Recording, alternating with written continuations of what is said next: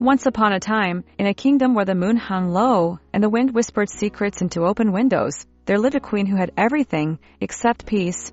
Her name was Queen Amarya, and she ruled the land of Valerian, a kingdom so wealthy that even the stones in the road were smooth from centuries of abundance.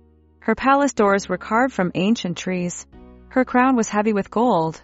Her people bowed low when she passed, but every night, when the palace lamps were extinguished and the world fell silent, the queen lay awake.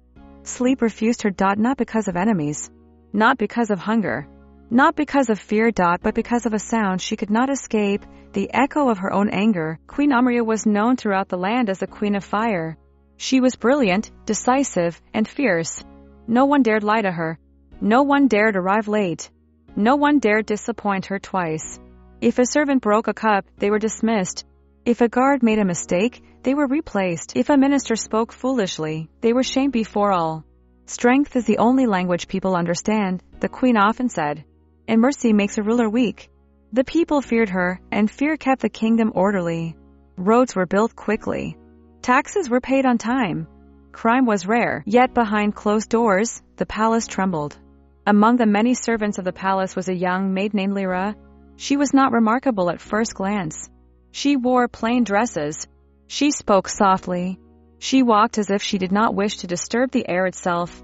But Lyra had eyes that noticed everything. She noticed how the queen's hand shook when she thought no one was watching. She noticed how the queen avoided mirrors at night. She noticed how anger always came after silence, never before it.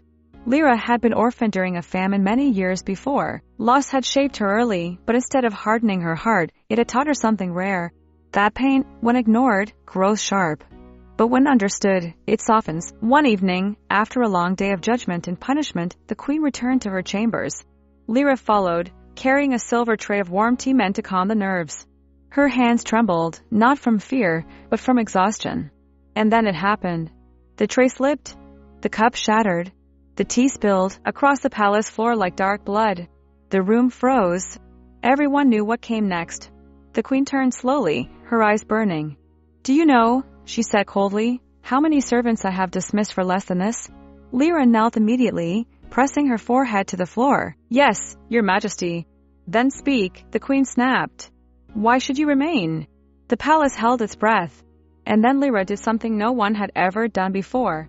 She answered honestly. "Because I am tired," she said softly. "And so are you." No one had ever spoken to the queen like that. The guards reached for their swords. The queen raised her hand, stopping them. Her voice was dangerous calm. "What did you say?" Lyra lifted her head. Her eyes were not defiant. They were gentle. "You are angry because you are tired of carrying your pain alone," Lyra said. "And I am tired because I have learned that silence does not heal wounds." The queen laughed, a sharp, humorless sound. "You think you understand pain?" she asked. "I buried my parents before I wore this crown. I watched allies betray me. I hardened myself so this kingdom would survive." "Yes," Lyra said, "and in doing so, you buried yourself with them." The court expected execution. Instead, the queen did something worse. She banished Lyra to the old tower, a place forgotten by time, where servants were sent to be forgotten. "Let silence teach you humility," the queen said. But that night, Queen Amarya could not sleep. The silence felt heavier than ever. Days passed. The queen grew restless. Her anger flared more often. Her patience thinned. Her dreams turned dark. Finally, unable to bear it, she walked alone to the old tower.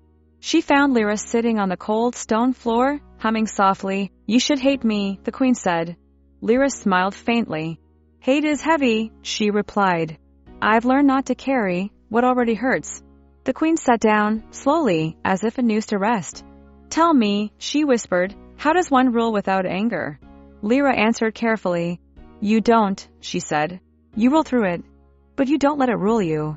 That night, something unseen happened in the kingdom. The queen cried, not quietly, not politely. She cried for the child who learned too early that softness was dangerous, for the woman who mistook fear for respect, for the ruler who forgot that strength without compassion becomes loneliness. Lyra did not interrupt. She simply stayed. Queen Amarya did not become gentle overnight, but she became aware. Punishments turned into conversations. Judgments included listening. Anger became a signal, not a weapon. And something remarkable happened. The people no longer feared the queen. They trusted her. And so, my viewers, anger can make us feel strong, but often it is only pain wearing a mask.